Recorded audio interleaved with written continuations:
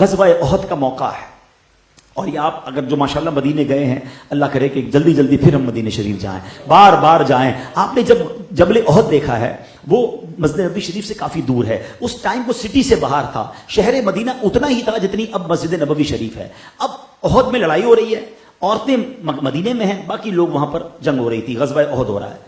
اب غزوہ احد کے دوران ایک ایسا وقت آیا کہ شیطان نے یہ افواہ اڑا دی کہ نبی پاک علیہ الصلوۃ والسلام معاذ اللہ شہید ہو گئے ہیں۔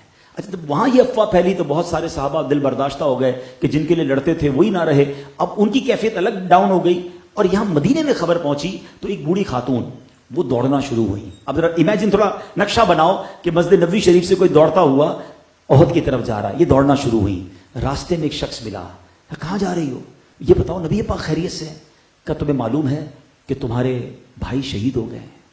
کہ مجھے اس کی کوئی پرواہ نہیں، بتاؤ میرے آقا کیسے ہیں؟ دوڑتے ہوئے آگے جا رہی، ایک اور بندہ ملا، کہ خاتون کہاں چلی؟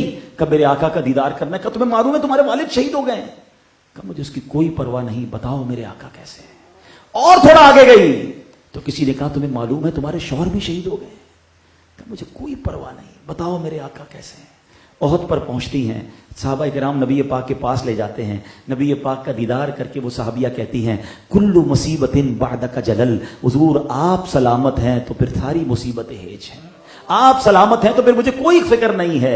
یہ لیول تھا عشق کا، یہ لیول تھا محبت کا صحابہ کرام علیہ رضوان کا۔ تو اے میلاد منانے والو، اے نبی پاک کے ولادت کی خوشی منانے والو، ہم اپنے آپ کو چیک کریں کہ میرے دل میں محبت رسول کا لیول کیا ہے۔ اچھا، دعویٰ ہم سب کا ہے، ہاں ہم سب دعویٰ کرتے ہیں کہ غلامی رسول میں موت بھی قبول ہے، بہت اچھا دعویٰ ہے، مگر چیک کریں کہ یہ صرف زبانی دعویٰ تو نہیں ہے، کیونکہ جس کو غلامی رسول میں موت بھی قبول ہے اس کو نماز بھی تو قبول ہونی چاہیے نا، اس کو سچ بولنا بھی تو قبول ہونا چاہیے، اس کو وعدہ پورا کرنا بھی تو قبول ہونا چاہیے۔ موت کی تو باری آتی نہیں، اسے نعرے لگا دیتے ہیں، کوئی یہ بھی تو نعرہ لگا کہ غلامی رسول میں 5 وقت نماز بھی قبول ہے، آج سے سچ بولنا قبول ہے، مسلمانوں کو قرضہ لے کر وقت پہ لوٹانا قبول ہے، میں اپنا وعدہ کروں گا تو وہ پورا کرنا بھی قبول ہے۔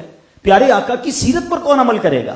ہم دعویٰ کر رہے ہیں اور عمل کدھر ہے؟ یعنی دیکھیں پرابلم پتہ ہی کیا ہے، ہم زبانی دعویٰ کر رہے ہیں، مزہ پتہ ہی کیا ہے، مجھے یہ کہنا نہ پڑے میں غلام مصطفیٰ ہوں، مجھے دیکھ کر پتہ چل جائے کہ میں کس کا غلام ہوں۔